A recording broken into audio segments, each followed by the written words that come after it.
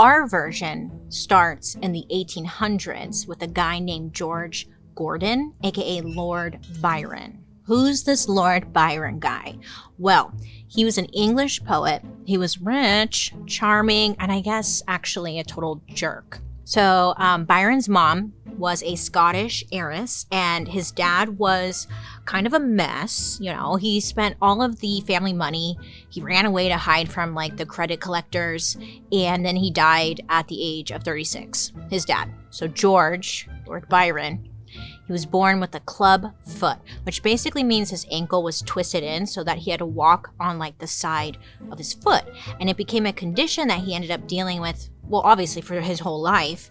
And it was a major source of insecurity for him. He was bullied for it and would always try, I guess, to hide it. When George was 10, he got lucky. He inherited a family title and an estate from his great uncle. So he and his mom, they move into this like giant house on acres of land. It was so old, it was actually gifted to his family originally by King Henry VIII. I know, it's very British, it's very fancy. So this happens when he's only like 12 years old, and he becomes officially Lord Byron. Now this is also when he starts writing poetry.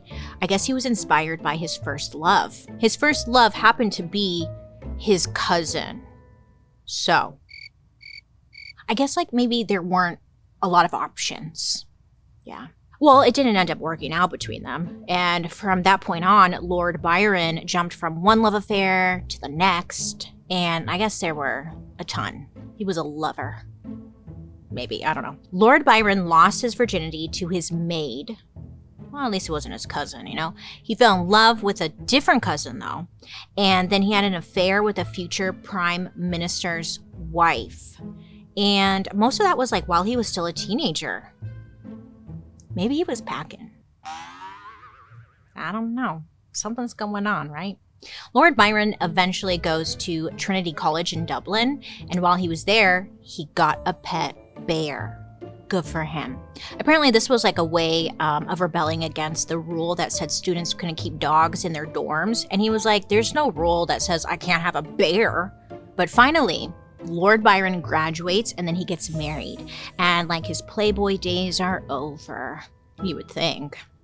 No, Lord Byron is I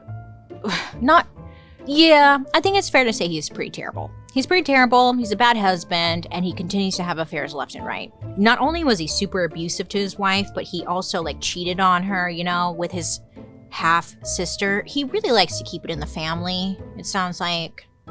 Yeah. But many believe he was likely the biological father of his own niece.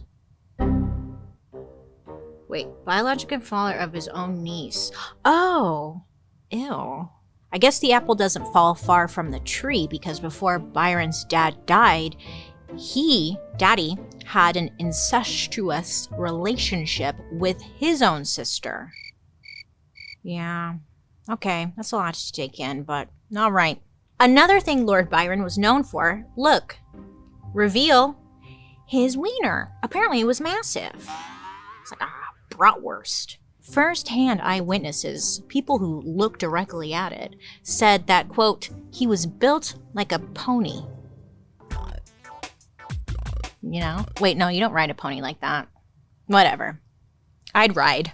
But the thing that actually made Lord Byron famous were his big, long poems.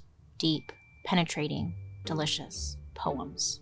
At the time, there was a new, sexy genre of literature that everyone in Europe was obsessed with, and it was called Romanticism. So, listen, being a poet at this time was kind of like being a freaking rock star. I mean, it was so hot. Like, oh my god, you write poetry. Like, it definitely would get you some of that pussy, you know what I'm saying? It made you famous. Their poems were like songs that made the top 100 on Billboard charts. So besides Lord Byron, the big names of this day were John Keats, William Blake, Mary Shelley, and her husband, Percy Shelley, just to name a few. And in the summer of 1816, a bunch of them got together in Switzerland for a little vacation. Ooh, you could say like a writer's retreat. No one knew it at the time, but this trip would be the origin story for the vampire. So the summer of 1816, woo, take your top off. It actually came to be known as like the year without a summer. Oh, my bad. Don't take your top off, put it back on. Basically, like the weather was thrown out of whack by a volcanic eruption in Indonesia. So it was very cold and very gray. So yeah, keep that shirt on, sorry. I jumped the gun. I heard summer, I was like, yeah. It was an especially bad summer for Lord Byron because that affair that he had with his half-sister, well, it blew up. And I guess everyone was like gossiping about it. Oh yeah, everyone found out. And it was like in tabloid magazines. And then ultimately, him and his wife end up separating. On top of that, he had also followed in his father's footsteps of overspending. He had so much debt that basically he had to flee the country, or like the people he owed money to were going to kill him. So he runs for it and he spends the summer at Lake Geneva in Switzerland. So while he's there, he invites some of his writer friends to come party, with him. This group included Mary Shelley and her husband Percy, Mary's sister Claire, and a buddy of Lord Byron's, John William Polidori. Also who made an appearance were Lord Byron's pets. He had a peacock, a monkey, and a dog. Don't know what happened to the bear. Fun fact, during this time, Byron had an affair with Claire, and I guess they ended up having a baby together. I'm telling you, that wiener must have been something else. Since the weather was like so bad, the writers, they were locked up in the house together. So they get a little drunk, and Byron challenges everyone to a scary story contest. I like that.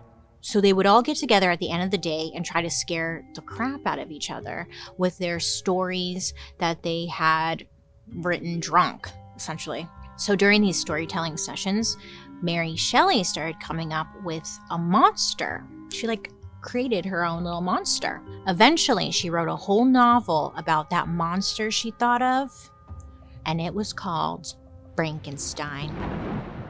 Now, ain't that something? Maybe you're familiar. Okay, great.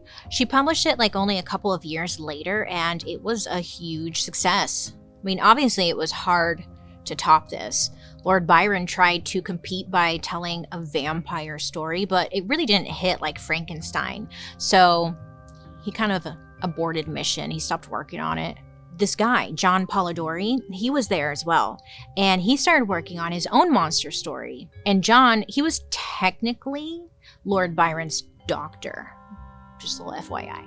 But at the same time, John was secretly being paid to write about his adventures with Lord Byron, kind of like a ghostwriter. Because people had heard about this crazy rich guy who seduced everyone he met, and obviously they wanted the dirty details. So Byron's publisher hired John to write a book about what really happened on this vacation. A little expose. So John starts writing his story, but it's not a memoir or a recap of this weird vacation with his boss, It's about a monster called the vampire. Spelled differently. It's spelled with a Y instead of an I. Honestly, it looks more creepy. Vampire. So, essentially, John had picked up where Byron left off. Now, again, the story wasn't about Lord Byron, but this monster vampire thing sure had a lot in common with Lord Byron. The vampire was an aristocrat who was also a manipulative and charming predator, and he was like a monster who needed to suck the life out of others to survive. Sounds like a toxic, abusive relationship, right? So at some point after the trip, Lord Byron fires John, but John, I guess, kept on writing. And the firing just kind of gave him more material. And at the same time, without anyone knowing it, he was creating the modern legend of the vampire. So John combined stories from folklore about monsters who sucked blood or sapped energy, but wrote those monsters as charming rich guys, essentially. He took the stories of vampires in Eastern Europe and gave them a fresh, seductive face. So the story was eventually published, but when they published it, they put it under the wrong name. The publisher put it under Lord Byron's name. They say it was an error. They didn't mean to do that, but John had to fight to get his name printed on his book. And eventually, he did receive some credit, but still, people really thought it was Lord Byron's work. was like too late, you know? So John Polidori turned his toxic relationship with Byron into like a horror story. So even though vampires seem like this ancient monster that's existed through centuries, the vampire as we know it didn't really exist until the 1800s when John like based him off of Lord Byron. But people loved it.